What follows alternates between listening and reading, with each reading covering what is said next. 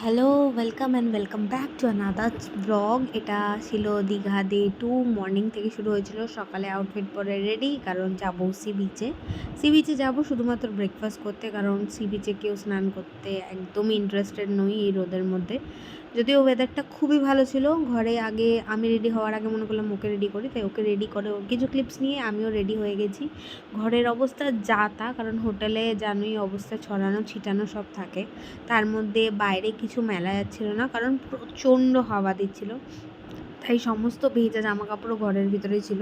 তো please ignore করো, আমি এখানে একটু কেত মারছিলাম আর ওদের সাথে ভিডিও নেওয়ার চেষ্টা করছিলাম।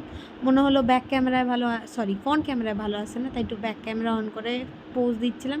আমাদের সাথে সাথে পুটুও পোজ দিচ্ছিল, সরি ধ্রুবী। আমি না ভেবেছি আমি ওকে ভিডিওতে একদম পুটু বলে ডাকবো না, কারণ এই নামটা অনেকেই ডেকে ফেলছে, তাই জন্য আজ থেকে অনলি ধ্রুবী। আর এখানে আমি বলছিলাম পিছনে দুজনকে ভলেন্টিয়ার লাগছিলো, হোয়াইট কালারের ক্যাপ পরে আমাদের ভলেন্টিয়ার দুজন পিছনে। পৌঁছে গেছি শঙ্করপুর বিচে গিয়ে এখন সবাই খাবার অর্ডার করা হয়েছে।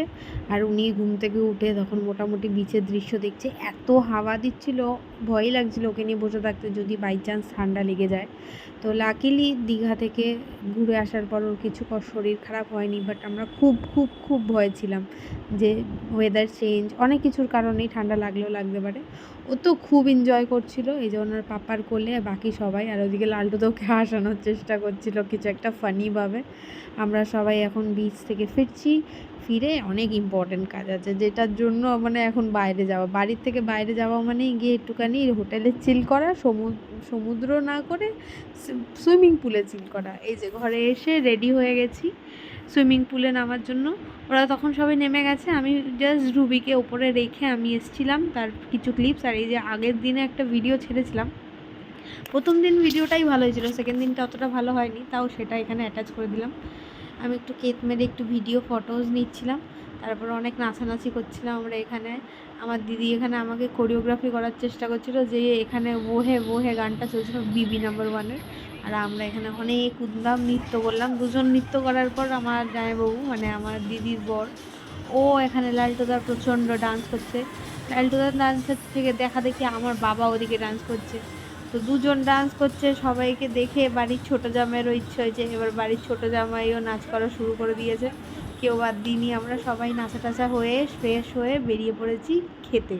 দুপুরের খাওয়ার জন্য সময় হয়েছে বিকেল 5টা, কারণ সুইমিং পুলের গেলে আমাদের আর সময়ের কথা মনে থাকে না। তো যাই হোক, খেয়ে দিয়ে আবার রাতের খাবারের ব্যবস্থা করতে বেরিয়ে পড়েছিলাম, তাই জন্য গেছিলাম বাজারে, দীঘার বাজারে। সেখানে গিয়ে মাছ মাংস যা যা নেওয়ার খুঁজে খাজে নেওয়ার পর সেগুলো কাটিয়ে রান্না করতে দেব। তার আগে আকাশের এই ওয়েদার, রান্না করতে দিয়ে উঠে পড়েছি গাড়িতে। প্রচণ্ড ঝমঝমিয়ে বৃষ্টি, আর এই যে জগন্নাথ মন্দিরের গেটটা আর মন্দিরটা, কারেন্ট যাচ্ছিলো আসছিলো, জানি না কেন, এরকম নর্মাল হয় কি না জানা নেই, বাট সেদিনকার এই এখন তোমরা দেখতে পাবে এই যে লাইট অফও হয়ে গেল আবার মন্দিরের, আবার কিছুক্ষণের মধ্যে অন হবে, এরকম প্রচুরবার হচ্ছিলো। এর আগের দিনও হয়েছিল, দেখেছিলাম, সেদিনও হয়েছিল। তো মোটামুটি এরকম দৃশ্য দেখতে দেখতেই আমরা ফিরে যাচ্ছিলাম হোটেলের দিকে, বাট এত ভালো লাগছিলো কি বলবো। যাই হোক, ভিডিওটা আজকে এখানেই শেষ করছি, দেখা হবে নতুন ব্লগে, বা বাই।